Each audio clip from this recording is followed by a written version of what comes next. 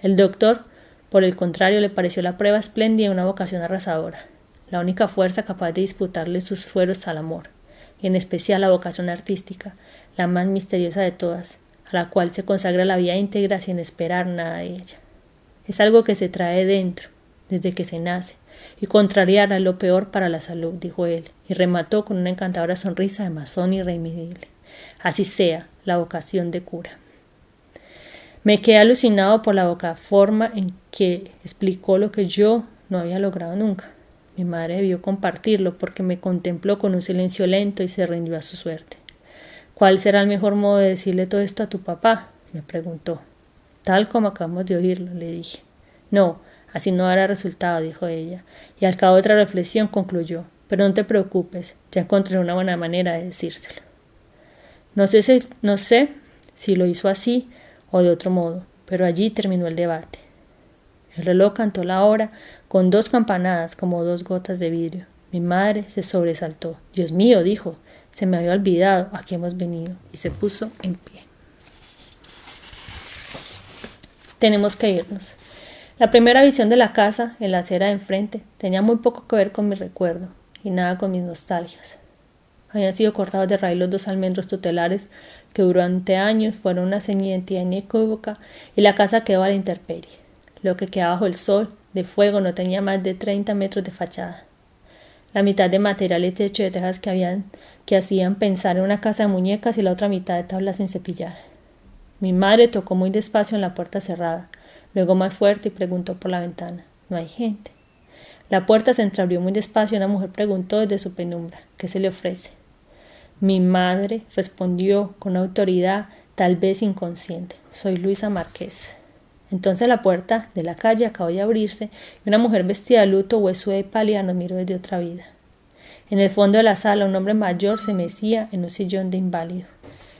Eran los inquilinos que al cabo de muchos años habían propuesto comprar la casa, pero ni ellos tenían aspecto de compradores ni la casa estaba en estado de interesarle a nadie.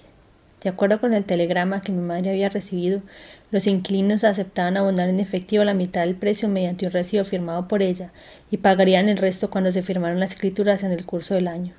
Pero nadie recordaba que hubiera una visita prevista. Al cabo de una larga conversación de sordos, lo único que se sacó en claro fue que no había ningún acuerdo. Agobiada por la insensatez y el calor infame, bañada en sudor, mi madre dio una mirada en su entorno y se le escapó con un suspiro. Esta pobre casa está en las últimas, dijo. Es peor, dijo el hombre. Si no se nos ha caído encima es por lo que hemos gastado en mantenerla. Tenía una lista de reparaciones pendientes, además de otras que se habían deducido el alquiler, hasta el punto de que éramos nosotros quienes les debíamos dinero. Mi madre, que siempre fue de lágrima fácil, era también capaz de una entereza intemible para enfrentar las trampas de la vida. Discutió bien, pero yo no intervine, porque desde el primer tropiezo comprendí que la razón la tenían los compradores.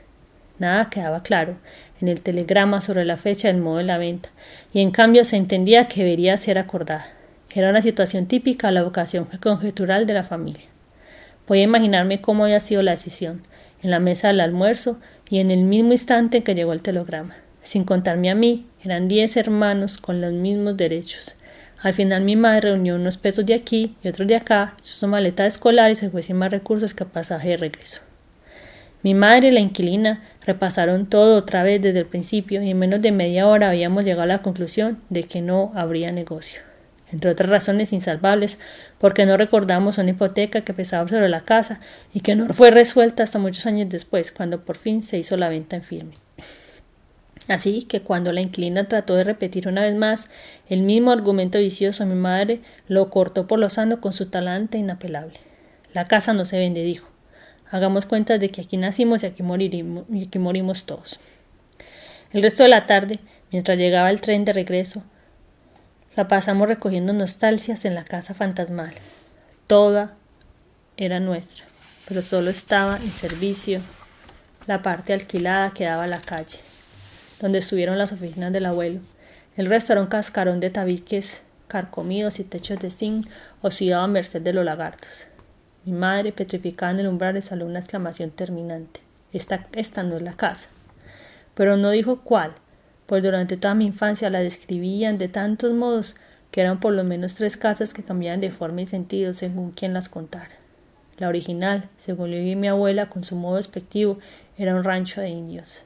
La segunda, construida por los abuelos, era de bareque y techo de palma amarga, con una salita amplia y bien iluminada, un comedor en forma de terraza con flores, de colores alegres, 2 dormitorios, un patio con un castaño gigantesco, un huerto bien plantado y un corral donde vivían los chivos en comunidad pacífica con los cerdos y las gallinas.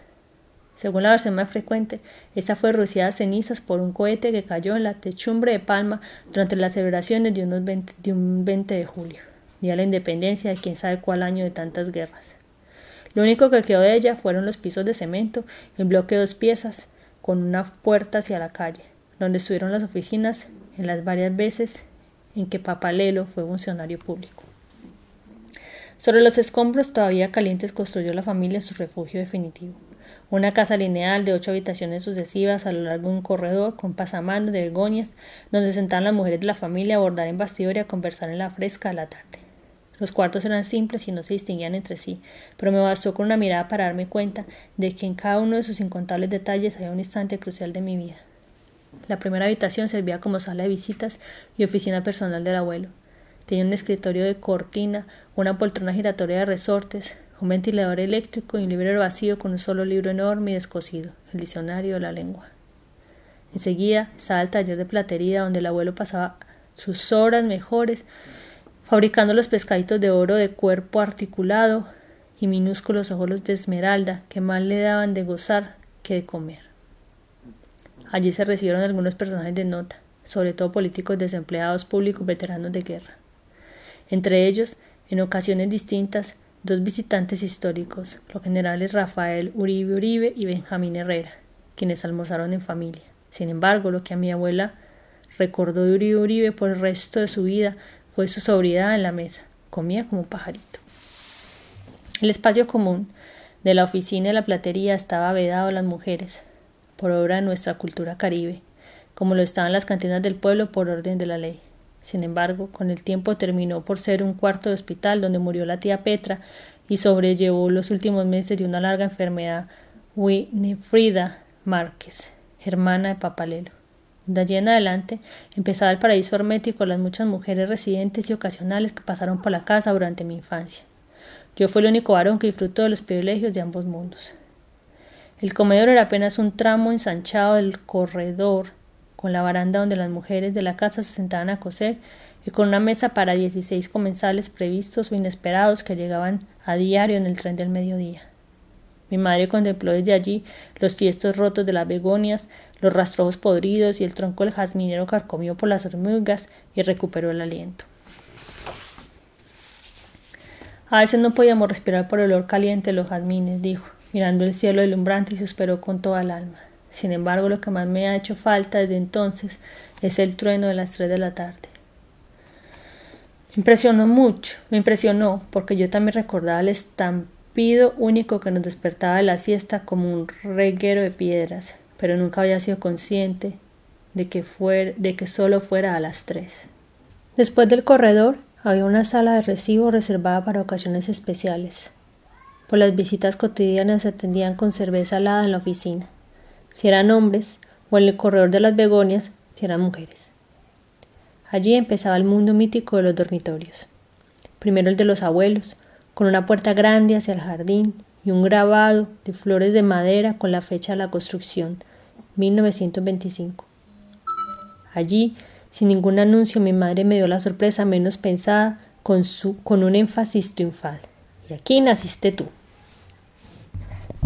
No lo sabía hasta entonces, o lo había olvidado, pero en el cuarto siguiente encontramos la cuna donde dormí hasta los 4 años y que mi abuela conservó para siempre. La había olvidado, pero tan pronto como la vi me acordé de mí mismo llorando a gritos con el mameluco de florecitas azules que acababa de estrenar, para que alguien acudiera a quitarme los pañales embarrados de caca. Apenas si podía mantenerme en pie, agarrado a los barrotes de la cuna, tan pequeña y frágil como la canastilla de Moisés. Esto ha sido motivo frecuente de discusión y burlas de parientes y amigos a quienes mi angustia de aquel día les parece demasiado racional para una edad tan temprana. y más aún cuando he insistido en que el motivo de mi ansiedad no era el asco de mis propias miserias, sino el temor de que se me ensuciara el mameluco nuevo. Es decir, que no se trataba de un prejuicio de higiene, sino una contrariedad estética. Y por la forma como perdura en mi memoria, creo que fue mi primera vivencia de escritor. En aquel dormitorio había también un altar con santos de tamaño humano, más realistas y tenebrosos que los de la iglesia. Allí durmió siempre la tía Francisca Simodocea Mejía, una prima hermana de mi abuelo, a quien llamamos la tía mamá, que vivía en la casa como dueña y señora desde que murieron sus padres. Yo dormí en la hamaca de al lado, aterrado con el parpadeo de los santos por las lámparas del Santísimo que no fue apagada hasta la muerte de todos. Y también allí durmió mi madre soltera, atormentada por el pavor de los santos. Al fondo del corredor había 2 cuartos que me estaban prohibidos. En el primero vivía mi prima Sara Emilia Márquez, una hija de mi tío Juan de Dios, antes de su matrimonio, que fue criada por los abuelos. Además de una prestancia natural desde muy niña, tenía una personalidad fuerte que me abrió mis primeros apetitos literarios, con una preciosa colección de cuentos de Calleja, ilustrados a todo color, a la que nunca me dio acceso por temor a que se la desordenara. Fue mi primera y amarga frustración de escritor. El último cuarto era un depósito de trastos y baúles jubilados que mantuvieron en vilo mi curiosidad durante años, pero que nunca me dejaron explorar. Más tarde supe que allí estaban también las 70 vacinillas que compraron mis abuelos cuando mi madre invitó a sus compañeras de curso a pasar vacaciones en la casa. Frente a esos 2 aposentos, en el mismo corredor, estaba la cocina grande, con anafes primitivos de piedras calcinadas y el gran horno de obra de la abuela panadera y repostera de oficio, cuyos animalitos de caramelo saturaban el amanecer con su aroma suculento. Era el reino de las mujeres que vivían o servían en la casa y cantaban a coro con la abuela mientras la ayudaban en sus trabajos múltiples. Otra voz era la de Lorenzo el Magnífico, el oro de 100 años heredado de los bisabuelos, que gritaba consignas contra España y cantaba canciones de la guerra de independencia. Tan cegato estaba que se había caído dentro de la olla del sancocho y se salvó de milagro porque apenas empezaba a calentarse el agua. Un 20 de julio, a las 3 de la tarde, alborotó la casa con chillidos de pánico. ¡El toro! ¡Ya viene el toro! En la casa no estaban sino las mujeres, pues los hombres se habían ido a la corraleja de la fiesta patria y pensaron que los gritos del loro no eran más que un delirio de su demencia senil. Las mujeres de la casa, que sabían hablar con él, solo entendieron lo que gritaba cuando un toro cimarrón, escapado de los toriles de la plaza, irrumpió en la cocina con bramidos de buque y embistiendo a ciegas los muebles de la panadería y las ollas de los fogones. Yo iba en sentido contrario del ventarrón de mujeres despavoridas que me levantaron en vilo y me encerraron con ellas en el cuarto de la despensa.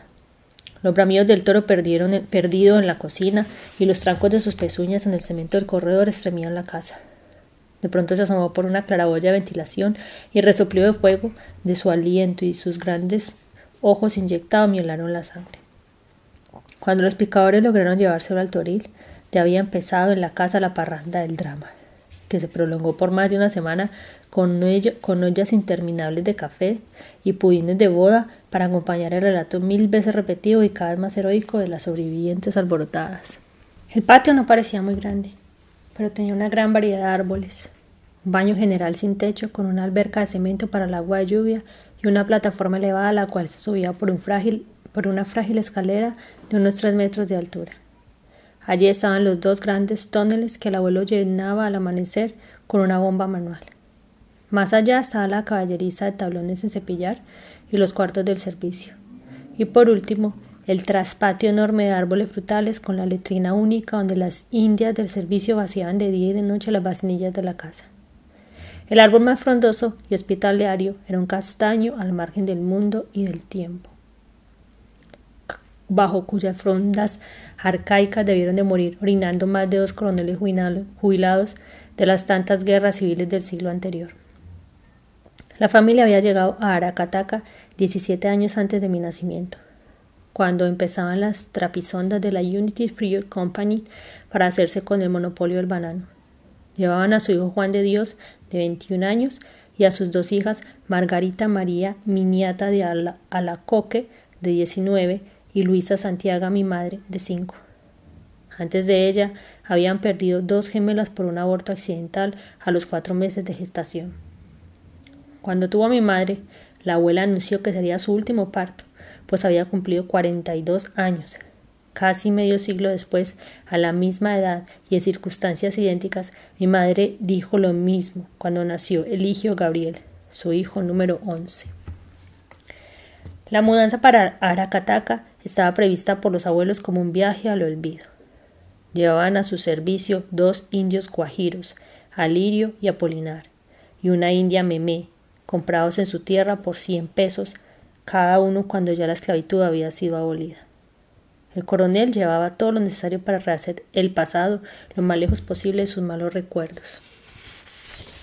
Perseguido por el remordimiento siniestro de haber matado a un hombre en un lance de honor. Conocía la región desde mucho antes, cuando pasó rumbo a Ciénaga en campaña de guerra y asistió en su condición de intendente general a la firma del Tratado de Neerlandia. La nueva casa no le devolvió el sosiego, porque el remordimiento era tan pernicioso que había de contaminar todavía algún tataranieto extraviado. Las evocaciones más frecuentes e intensas, con las cuales habíamos conformado una versión ordenada, las hacía la abuela Mina, ya ciega y medio lunática. Sin embargo, en medio del rumor implacable de la tragedia inminente, ella fue la única que no tuvo noticias del duelo hasta después de consumada. El drama fue en Barrancas, un pueblo pacífico y próspero en las estribaciones de la Sierra Nevada, donde el coronel aprendió de su padre y su abuelo el oficio del oro, y donde había regresado para quedarse cuando se firmaron los tratados de paz. El adversario era un gigante 16 años menor que él, liberal de hueso colorado como él, católico militante, agricultor pobre, casado reciente y con 2 hijos, con un nombre de hombre bueno, Medardo Pacheco. Lo más triste para el coronel debió ser que no fuera ninguno de los numerosos enemigos sin rostro que se le atravesaron en los campos de batalla, sino un antiguo amigo, copartidario y soldado suyo en la guerra de los 1000 días, al que tuvo que enfrentar a muerte cuando ya ambos creían ganada la paz. Fue el primer caso de la vida real que me revolvió los instintos de escritor, y aún no he podido conjurarlo. Desde que tuvo uso de razón, me di cuenta de la magnitud y el peso de aquel drama tenía en nuestra casa, pero sus pormenores se mantenían entre brumas. Mi madre, con apenas 3 años, lo recordó siempre como un sueño improbable. Los adultos lo embrollaban delante de mí para confundirme, y nunca pude armar el acertijo completo, porque cada quien, de ambos lados, colocaba las piezas a su modo. La versión más confiable era la de la madre de Medardo Pacheco. Lo había instigado a que vengara su honra, ofendida por un comentario infame que le atribuían a mi abuelo. Este lo desmintió como un infundio y les dio satisfacciones públicas a los ofendidos, pero Medardo Pacheco persistió en el encontrono y terminó por pasar de ofendido a ofensor, con un grave insulto al abuelo sobre su conducta de liberal. Nunca supe a ciencia cierta cuál fue. Herido en su honor, el abuelo lo desafió a muerte sin fecha fija. Una muestra ejemplar de la índole del coronel fue el tiempo que dejó pasar entre el desafío y el duelo. Arregló sus asuntos con un sigilo absoluto para garantizar la seguridad de su familia en la única alternativa que le disparaba el destino, la muerte o la cárcel. Empezó por vender sin la menor prisa lo poco que le quedó para subsistir después de la última guerra, el taller de platería y una pequeña finca que heredó de su padre, en la cual criaba chivos de sacrificio y cultivaba una parcela de caña de azúcar. Al cabo de 6 meses guardó en el fondo de un armario la plata reunida y esperó en silencio el día que él mismo se había señalado, 12 de octubre de 1908, aniversario del descubrimiento de América. Medardo Pacheco vivía en las afueras del pueblo, pero el abuelo sabía que no podía faltar aquella tarde a la procesión de la Virgen del Pilar. Antes de salir a buscarlo, escribió a su mujer una carta breve y tierna, en la cual le decía dónde tenía escondido su dinero y le dio algunas instrucciones finales sobre el porvenir de los hijos. La dejó debajo de la almohada común, donde sin duda la encontraría su mujer cuando se acostara a dormir, y sin ninguna clase de adioses salió al encuentro de su mala hora. Aún las versiones menos válidas coinciden en que era un lunes típico del octubre caribe, con una lluvia triste, nubes bajas y un viento funerario. Medardo Pacheco, vestido domingo, acaba de entrar en un callejón ciego cuando el coronel Marqués le salió al paso. Ambos estaban armados. Años después, en sus divagaciones lunáticas, mi abuela solía decir: Dios le dio a Nicolásito la ocasión de perdonarle la vida a ese pobre hombre, pero no supo aprovecharla. Quizás lo pensaba porque el coronel le dijo que había visto un relámpago de pesadumbre en los ojos del adversario tomado de sorpresa. También le dijo que cuando el enorme cuerpo de Ceiba se derrumbó sobre los matorrales, emitió un gemido sin palabras, como el de un gatito mojado. La tradición oral atribuyó a Papalelo una frase retórica en el momento de entregarse al alcalde: la bala del honor venció a la bala del poder.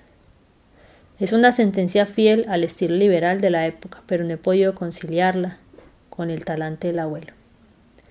La verdad es que no hubo testigos. Una versión autorizada habrían sido los testimonios judiciales del abuelo y sus contemporáneos de ambos bandos, pero el del expediente, si lo hubo, no quedaron ni sus luces. De las numerosas versiones que escuché hasta hoy, no encontré dos que coincidieran. El hecho dividió a las familias del pueblo, incluso a la del muerto. Una parte de ésta se propuso vengarlo, mientras que otros acogieron en sus casas a Tranquilina y Guarán con sus hijos, hasta que amainaron los riesgos de una venganza. Estos detalles me impresionaban tanto en la niñez que no solo asumí el peso de la culpa ancestral como si fuera propia, sino que todavía ahora, mientras lo escribo, siento más compasión por la familia del muerto que por la mía. A Papalelo lo trasladaron a Riohacha para mayor seguridad y más tarde a Santa Marta, donde lo condenaron a 1 año, la mitad en reclusión y la otra en régimen abierto.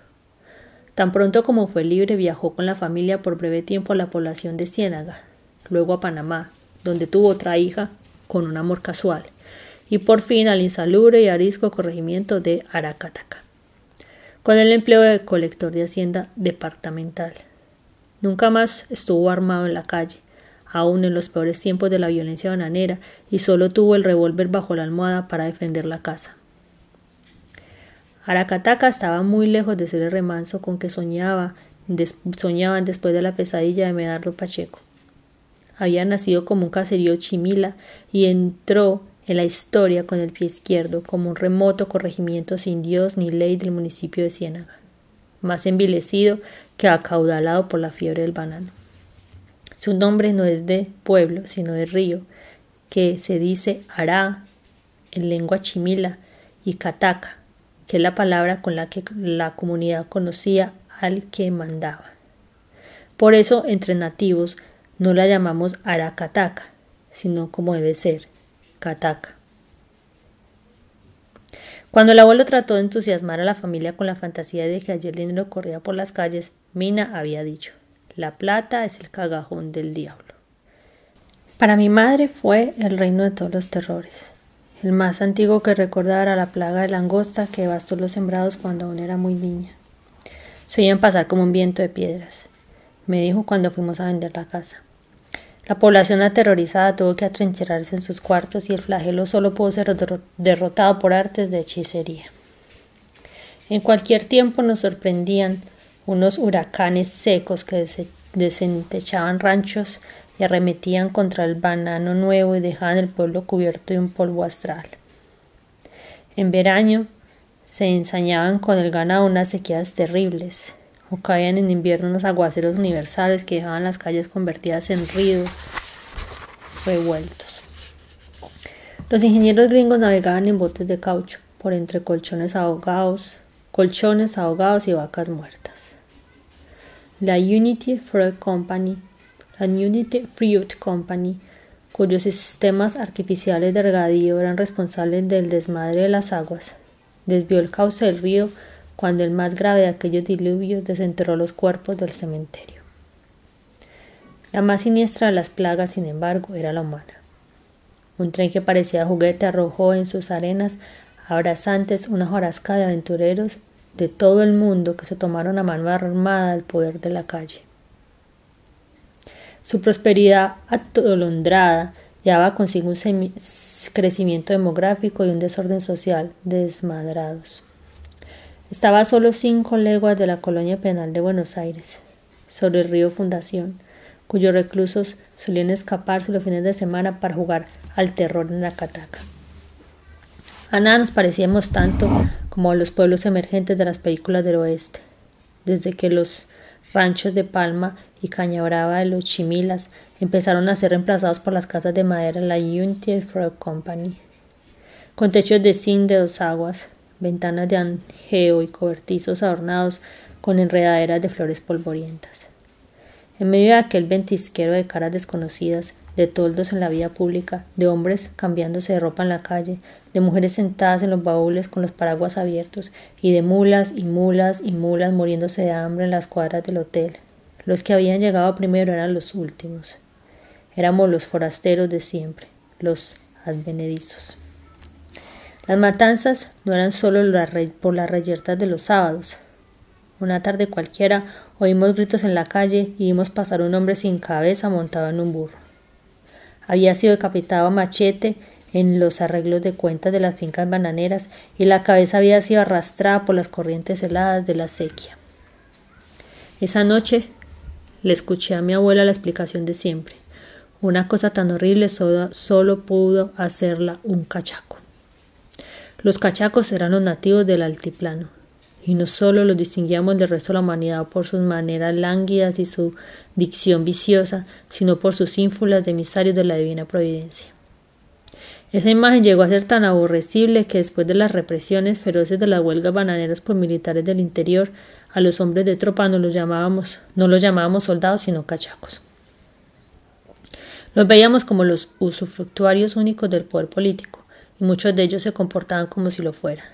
Solo así se explica el horror de la noche negra de Aracataca, una degollina legendaria con un rastro tan incierto en la memoria popular que no hay evidencia cierta de si en realidad sucedió.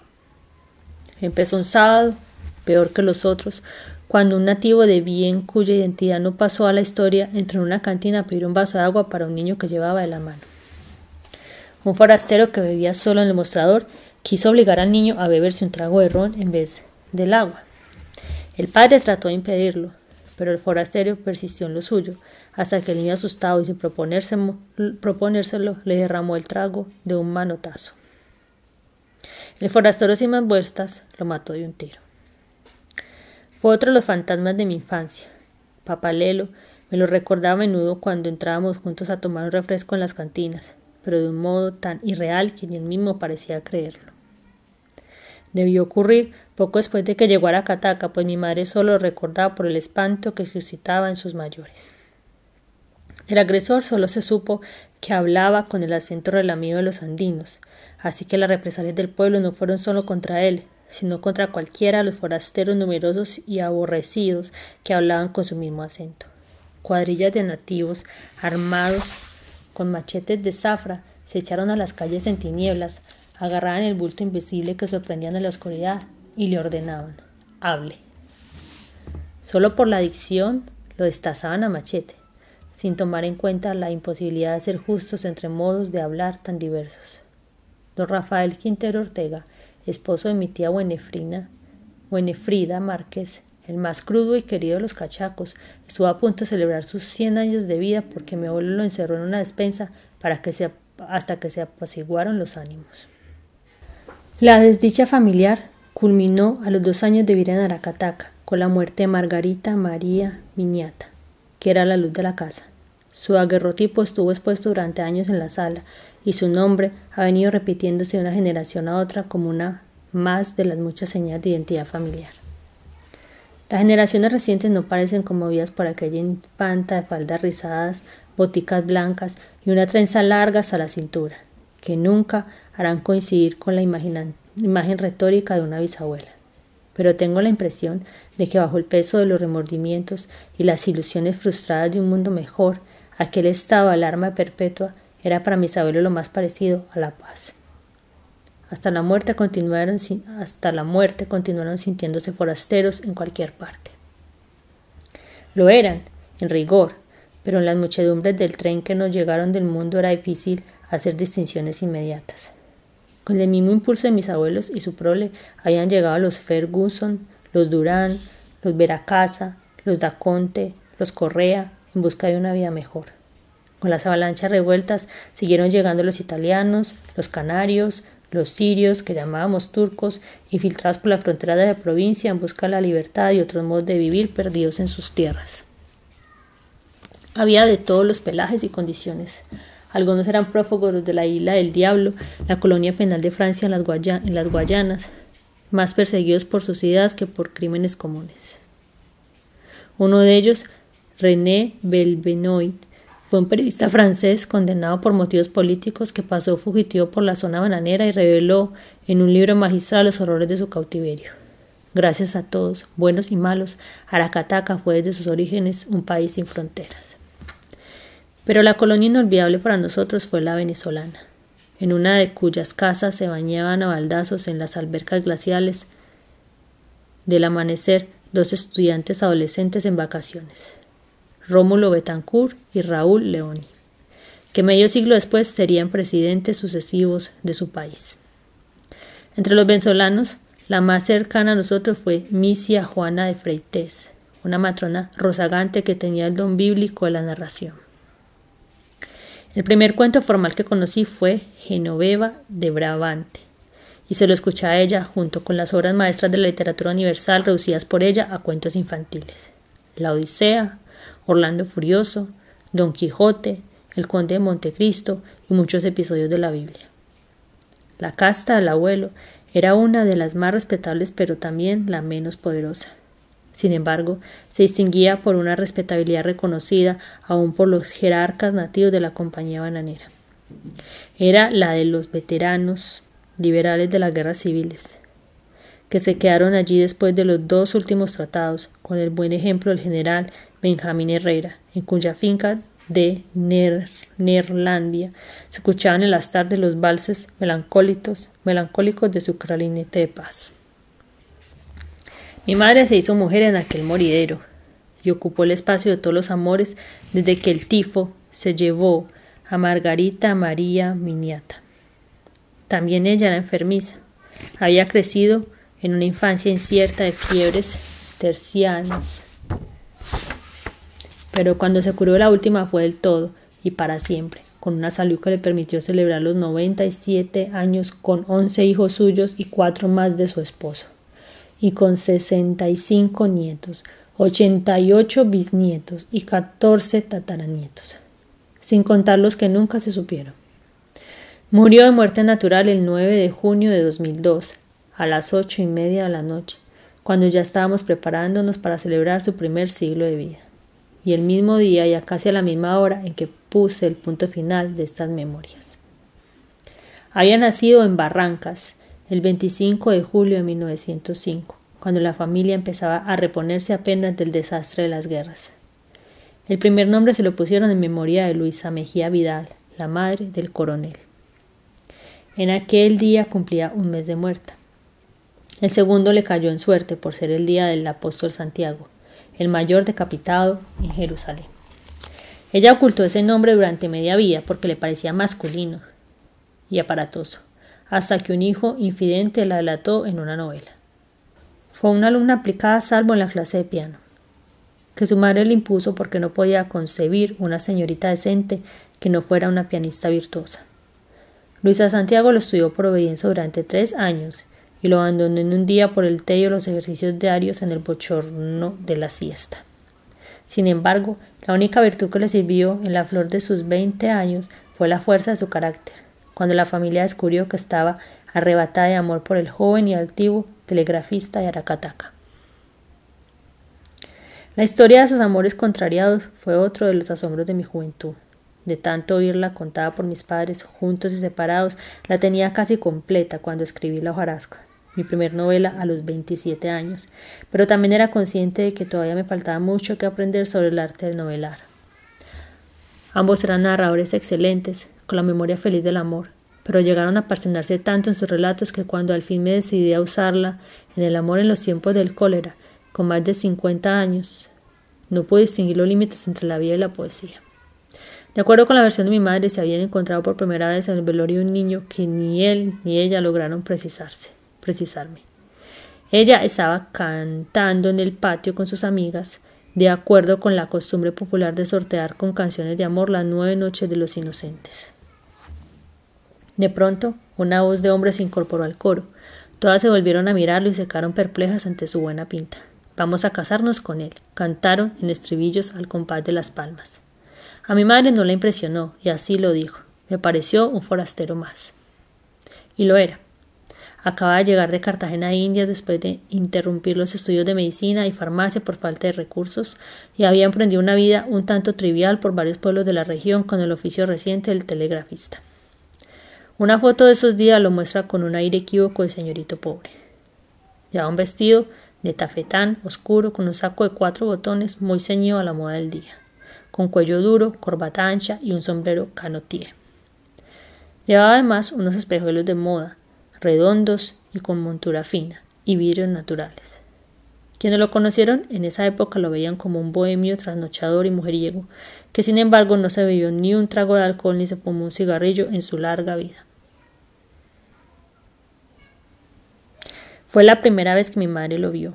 En cambio, él la había visto en la misa de 8 del domingo anterior, custodiada por la tía Francisca Simodosea, que fue su dama de compañía desde que regresó del colegio. Había vuelto a verlas el martes siguiente cosiendo bajo los almendros en la puerta de la casa, de modo que la noche del velorio sabía que era la hija del coronel. Nicolás Márquez, para quien llevaba varias cartas de presentación, también ella supo desde entonces que era soltero y enamoradizo, y tenía un éxito inmediato por su labia inagotable, su versificación fácil, la gracia con que bailaba la música de moda y el sentimentalismo premeditado con que tocaba el violín. Mi madre me contaba que cuando uno lo oía de madrugada no se podía resistir las ganas de llorar. Su tarjeta de presentación en sociedad había sido: cuando el baile se acabó. Un valse de un romanticismo agotador que él llevó en su repertorio y se volvió indispensable en las serenatas. Estos salvoconductos cordiales y su simpatía personal le abrieron las puertas de la casa y un lugar frecuente en los almuerzos familiares. La tía Francisca, oriunda del Carmen de Bolívar, lo adoptó sin reservas cuando supo que había nacido en Cince, un pueblo cercano al suyo. Luisa Santiago se divertía en las fiestas sociales con sus artimañas de seductor, pero nunca le pasó por la mente que él pretendiera algo más. Al contrario, sus buenas relaciones se fincaron sobre todo en que ella le servía de pantalla en sus amores escondidos con una compañera del colegio y había aceptado padrinarlo en la boda. Desde entonces, él la llamaba madrina y ella lo llamaba ahijado. En ese tono es fácil imaginarse cuál sería la sorpresa de Luisa Santiago una noche de baile en la que el telegrafista atrevido se quitó la flor que llevaba en el ojal de la solapa y le dijo: «Le entrego mi vida en esta rosa». No fue una improvisación, me dijo él muchas veces, sino que después de conocer a todas había llegado a la conclusión de que Luisa Santiago estaba hecha para él.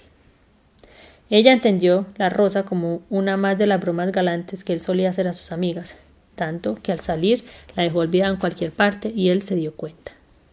Ella había tenido un solo pretendiente secreto, poeta sin suerte y un buen amigo que nunca logró llegar al corazón con sus versos ardientes. Sin embargo, la rosa de Gabriel Eligio, le perturbó el sueño con una furia inexplicable. En nuestra primera conversación formal sobre sus amores, ya cargada de hijos, me confesó: no podía dormir por la rabia de estar pensando en él, pero lo que más rabia me daba era que mientras más rabia sentía, más pensaba. En el resto de la semana resistió a duras penas el terror de verlo y el tormento de no poder verlo. De madrina y ahijado que habían sido pasaron a tratarse como desconocidos. Una de esas tardes, mientras cosían bajo los almendros, la tía Francisca asusó a la sobrina con su malicia india. «Me han dicho que te dieron una rosa». Pues como suele ser, Luisa Santiago sería la última en enterarse de que las tormentas de su corazón eran ya del dominio público. En las numerosas conversaciones que sostuve con ella y con mi padre, estuvieron de acuerdo en que el amor fulminante tuvo 3 ocasiones decisivas. La primera fue un domingo de Ramos en la misa mayor. Ella estaba sentada con la tía Francisca en un escaño del lado de la epístola, cuando reconoció los pasos de sus tacones flamencos en los ladrillos del piso y lo vio pasar tan cerca que percibió la ráfaga tibia de su loción de novio. La tía Francisca no parecía haberlo visto, y él tampoco pareció haberlas visto. Pero en verdad todo fue premeditado por él, que las había seguido cuando pasaron por la telegrafía. Permaneció de pie junto a la columna más cercana de la puerta, de modo que él la veía a ella a espaldas, pero ella no podía verlo. Al cabo de unos minutos intensos, Luisa Santiago no resistió la ansiedad y miró hacia la puerta por encima del hombro. Entonces creyó morir de rabia, pues él estaba mirándola, y sus miradas se encontraron. Era justo lo que yo había planeado, decía mi padre feliz, cuando me repetía el cuento en su vejez. Mi madre, en cambio, nunca se cansó de repetir que durante 3 días no había podido dominar la furia de haber caído en la trampa.